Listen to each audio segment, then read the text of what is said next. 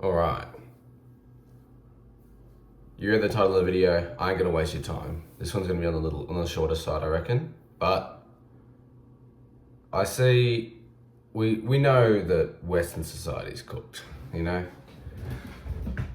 We as young, ambitious men who plan on becoming successful can very easily tell that Western society's cooked. You know, I don't have to. It's not rocket science. It's society is so pushed to be accepting and accommodating, and I say lazy, but that's not really the right word. They're just no ambition. The average person is so ambitionless, and that's why I titled the video the way I did, because really the society's got no standards. You can be the most low-life, degenerate piece of shit, and you can just go out and live your life, and there's really no repercussions except for the fact that you're a fucking loser. And I find that it's kind of costing us, as in people who care about finding a good partner, because why would people bother when they can just get away with being a loser? You know what I'm saying? Having a hookup every other week and going out clubbing and all that shit. And I've kind of put together a little bit of a list of things that I look for in I say a wife, but at this point it's just anyone that's not a loser with no standards, Anyone that actually wants to try and put in a bit of effort is instantly slingshot into the high standards category. That's why I put it in quotation marks, because is it actually high standards, or is it just a decent person? That's kind of why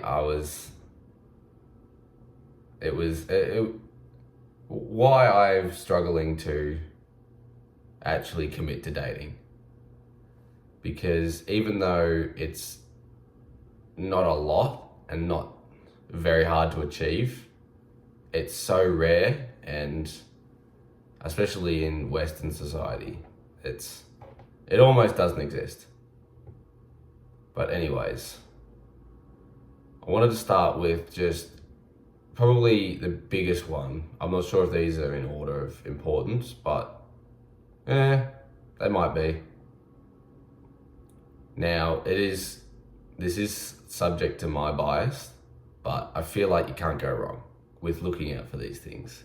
And the first one is obviously how their relationship is with their parents. Now, everyone talks about, having the father in the home and whatnot, but kind of goes the same way for, your relationship with your mother. Because I'm a firm believer that you need both a strong mother and father figure in their house. And they provide different things, Your mother provides that caring, loving support that you need to grow and, help you deal with tough times. But you also need that father figure to kind of put up with your shit and draw the line and draw boundaries. Now, I'm not saying that's all they do, but, having a strong relationship with both mother and father shows that they have been established boundaries, and they have been brought up the right way. And it's normally the start of a person with good character. Now, obviously, there's going to be exceptions. Now, there's exceptions to anything. But generally speaking, having two parents in the household and having the son or daughter, applies both ways, having a good relationship it doesn't have to be, you know, BFFs, but, you know, not actively wishing you didn't live with your parents, or, you know, you don't want anything to do with your parents. That kind of thing is what I'm talking about when I'm saying not having a good relationship with your parents. If that makes sense. You kind of got to, and it's difficult to understand if you have never had one of the two or none, but your parents are there for a reason. They've experienced a large part of life and know exactly what right and wrong looks like. And it's really important for young people, including myself, including us, me and you, on this journey to the top, I'll say. But it's really a big issue if you can almost spot it a mile away when someone is, you hear the fatherless activities, you know, that kind of stuff. But we'll keep moving on. Now the next one, I wrote down substances / vaping. You know, those nicotine addicts, those people who just, like, I went out to the clubs a couple of weeks ago for a mate's birthday. Now, I'm not a big club person, and, you know, I don't drink. And so I kind of just observe. I like to watch the kind of activities and the kind of things and how people act when they're drunk, you know, when they're, you know, in the clubs.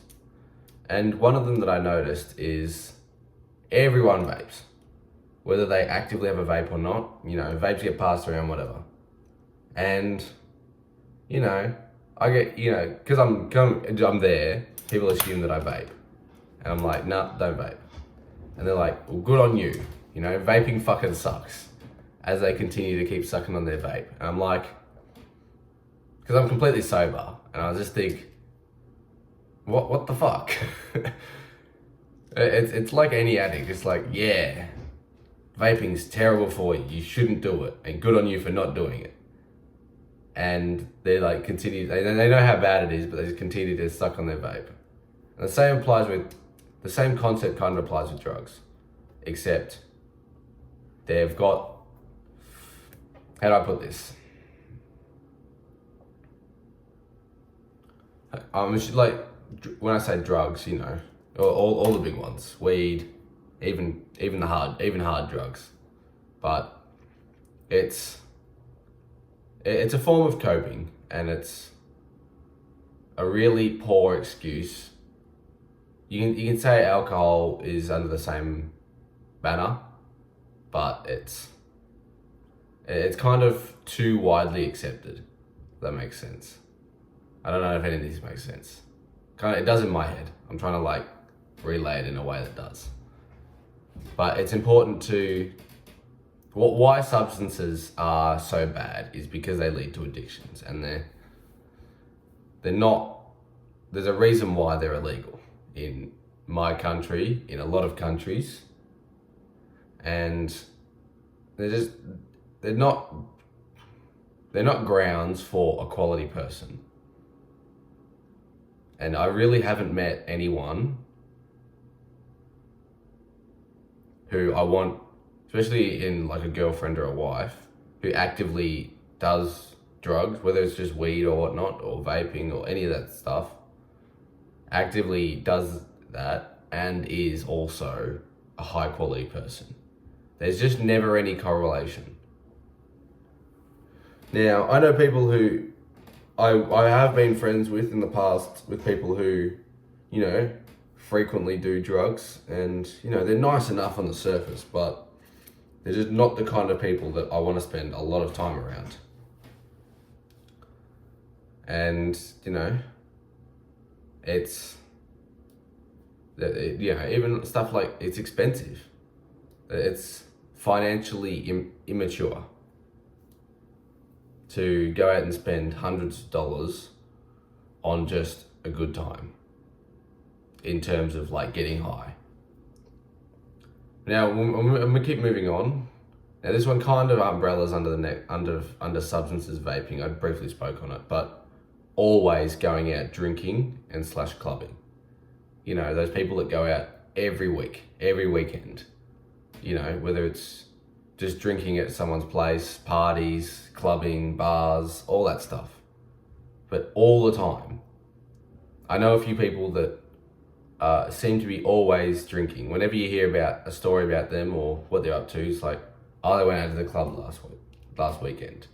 Or they were out drinking, they got so drunk they threw up in the back of an Uber. Or whatever. You know? It's such a bad way to live life, especially when you haven't made a name for yourself.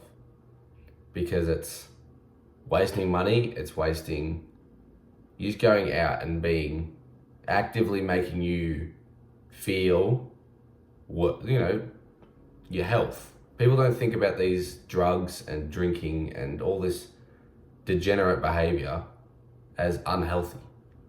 It's just not you're actively decreasing your lifespan. And I don't think people understand that. I'm not going to get into a rant about why alcohol. This is the main reason why I don't like alcohol, is because it's so bad for you, and people it's so widely accepted to just go out and get drunk every weekend. And it's just disappointing, and it's way too much accepted, you know? It's just, I sometimes look on social media at, you know, relatable memes about, you know, going out and getting hammered on the weekends. And, you know, Monday-itis, hitting like a truck. I'd never really gotten Monday-itis because I never go out and have big nights and be hungover as fuck. It never was a thing. Like, yeah, Mondays were shit, but it was never like I actually, you know, just got up and did it. It was no big deal. And it's kind of just, I don't know why it's accepted that you go out and spend hundreds of dollars. I was speaking to a friend of mine who frequents clubs and drinking, and they said they spent like $400 in a night. And I'm like, holy shit, that's like nearly 2 weeks of my pay. This is AU, so it's less, and I don't work a lot, but it's still like 2 weeks that's so much money just down the drain for one night. Now you can argue that, you know, going to spend concert tickets that much, but you get something out of that. You don't wake up the next day with a throbbing headache and you don't remember half of what happened last night. And that's kind of the difference between actual experiences and going out and spending $400 on one night just to get drunk and have a good time. Like, is clubbing actually a good time? I'd much rather, literally, that's why I have and also have a problem with clubbing, and why it's a red flag and a low standard. People with low standards seem to be always clubbing, and, you know, they obviously don't value a actual quality experience. But, you know, anyways, we'll move on away from my rant. And kind of into the personality stuff now, but having no hobbies. Like, what the fuck? What do you do with your time? Scrolling on fucking social media is all you do, and you kind of just don't care about having, you know, anything that you like to do. And, you know, they say, oh yeah, I like to go out clubbing and partying with my friends. And I'm like, that's not a hobby. That's spending hundreds of dollars getting drunk. You know, like actual, like, going out and playing sport and all this kind of stuff. And, you know, fucking even playing video games is a hobby. And I'm like, what do you like to talk about with your friends?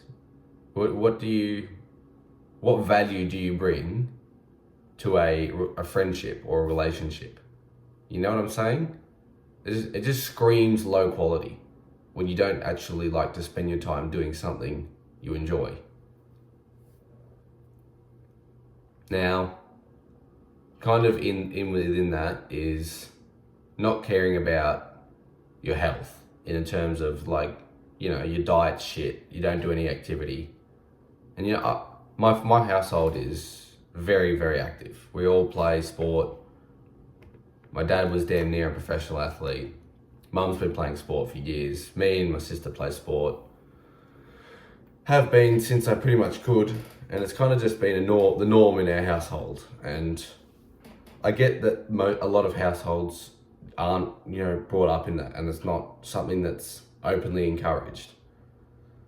But that's still besides the point, that there's a reason why activity is so important and looking after your health is so important. Because at the end of the day, it's your life. And by not looking after yourself, you're again shortening your lifespan.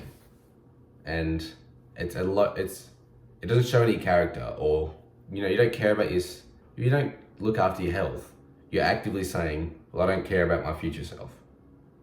And that's just poor mindset.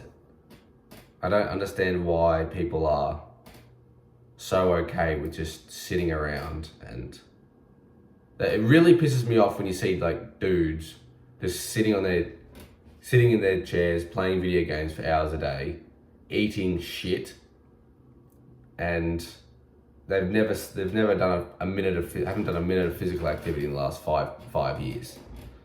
The only time they run is to get their Uber from the door. If you even call that running. And I don't understand why people don't want to extend their lives or even just maintain the lifespan. And they'd rather just, enjoy a bit of fucking KFC all the time. All right, we're at fucking 17 minutes. I've been ranting for way too long. I've got this last one for you. You're probably waiting for it, expecting it, and it's body count. And hate me all you want, but at the end of the day, I don't want to date someone who's had 15 dicks inside of her. You know what I'm saying? Like, I understand that, maybe you've had a couple of relationships in the past, and you've slept together. Okay, whatever. I can live with that, because as long as you're not going and hooking up with whoever the fuck, because it's like you don't have any respect for your future partner, and you'd rather just again like looking after your health.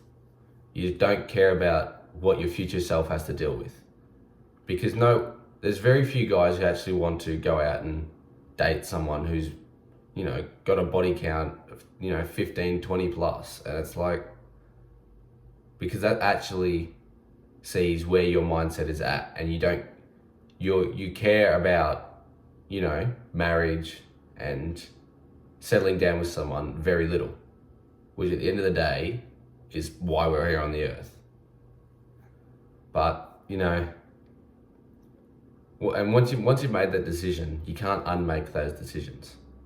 And that's what I feel like a lot of people are understanding more and more as of recent, because they go and have a hoe phase for 12 months, go sleep with a couple of people every week, and all of a sudden they've got this massive big body count, and no one wants to actually settle down with them. And they're like, oh shit, was it worth it? No. I'd rather have me, and you should also rather have value, at least trying to develop a deep relationship and meaningful. Now, it doesn't always work out, and that's why I'm okay with having a small body count, because I believe that having sex is part of a good relationship, and I don't think that's crazy to say. And so if you date someone for a couple of years, and at the start things were going really well and you actually felt for them, sure, go ahead to be my guest. That's not for me to, if anything, that's a benefit, because you're actually actively trying to build a relationship. But if you're going out hooking up with everyone and never intending to build a relationship, you're a low quality person. That's all I'm gonna say. All right, I'm gonna wrap it up here. This was not a short video, like I said. But anyways, if you're still here at the end of this long video, I love you. And remember, life is what you make it.